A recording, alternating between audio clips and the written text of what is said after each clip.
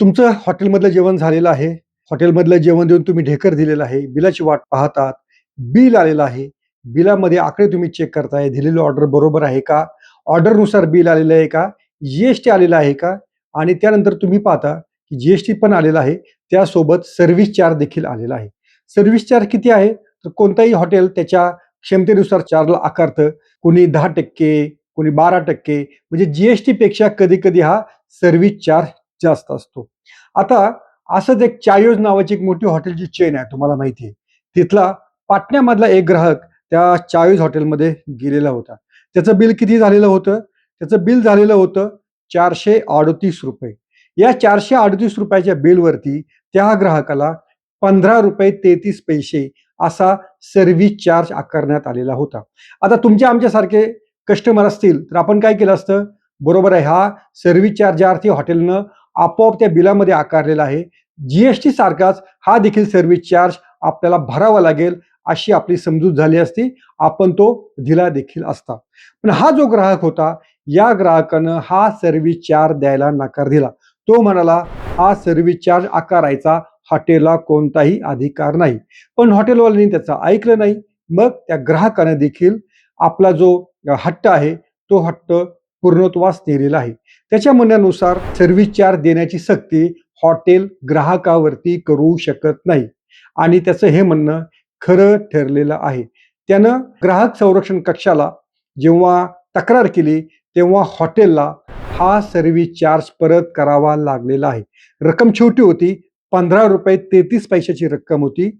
CCPA म्हणजे central consumer protection अथॉरिटीनं या हॉटेलला तब्बल ₹50,000 दंड ठोठावला आहे. एवढंच नाहीत, त्यांनी जे ग्राहकांकडनं अशा प्रकारे जो सर्व्हिस चार्ज वसूल केलेला आहे, तो परत करण्याचा देखील आदेश दिलेला आहे. जेव्हा CCPAच्या म्हणजे या केंद्रीय संस्थेच्या लक्षात आलं, की अनेक हॉटेल्स अशा प्रकारे सर्व्हिस चार्ज आकारत आहेत, तेव्हा त्यांनी या सर्व हॉटेलला हा सर्व्हिस चार्ज परत करण्याचा आदेश दिलेला आहे. याच्यामध्ये कोण-कोण आहेत? चायोज. त्याची मूळ कंपनी कोणती आहे?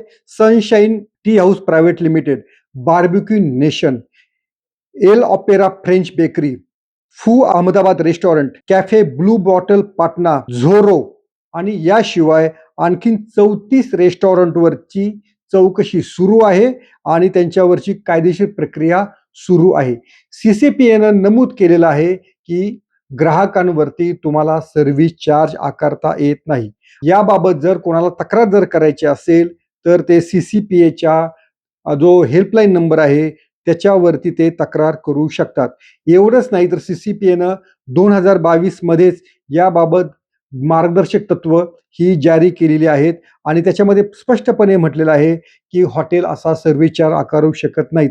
एवढंच नाही तर दिल्ली उच्च न्यायालयाच्या खंडपीठानं देखील याबाबत 28 मार्च 2025 रोजी ह्या मार्गदर्शक तत्वांना वैध ठरवलेलं आहे. म्हणजे त्याला न्यायालयाने देखील पाठिंबा दिलेला आहे आणि या नियमांचं पालन करणं या सर्व हॉटेलला बंधनकारक आहे.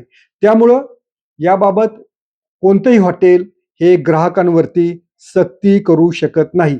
हे सर्व्हिस चार्ज देणं ही ग्राहकांची इच्छा आहे, ग्राहकांचं ऐच्छिक मूल्य आहे.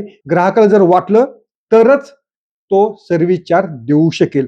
आपोआप सर्व्हिस चार्ज वसूल करण्यावर सुद्धा बंदी आहे. हॉटेल त्यांच्या बिलामध्ये स्वतःहून हा चार्ज जोडू शकत नाही. मग आपण कुणीतरी दाखवून दिलं की नाही यार तुम्ही सर्व्हिस चार्ज जोडलेला आहे, तो कमी करा आणि मग त्यानंतर हॉटेल कधी-कधी कमी देखील करतं.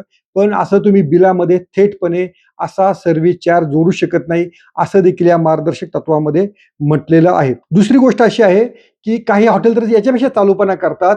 बिल घेतात, सर्व्हिस चार्ज घेतात आणि दोन्हींच्या रकमेवरती जी-एस-टी आकारतात. तर असा जी-एस-टी आकारणं देखील अवैध आहे, चुकीचं आहे. हे देखील या मार्गदर्शक तत्वांमध्ये म्हटलेलं आहे. त्यामुळे यापुढे जेव्हा तुम्हाला हॉटेलचं बिल येईल, तेव्हा ते आवर्जून चेक करा. सर्व्हिस चार्ज द्यायचा आहे की नाही, हा तुमचा अधिकार आहे. हॉटेल तुम्हाला सक्ती करू शकत नाही आणि जर काही वाटलंच, एक नंबर लक्षात ठेवा. त्या नंबरवरती फोन करा. तो नंबर आहे 1915. थोडक्या भाषेमध्ये 1915. CCPAनं सर्व्हिस चार्जच्या विरोधात काय कारवाई केलेली आहे आणि कशा प्रकारे पुढचं धोरण आहे, याबाबतची सारी माहिती केंद्रीय मंत्री प्रल्हाद जोशी यांनी संसदेसमोर ठेवलेली आहे.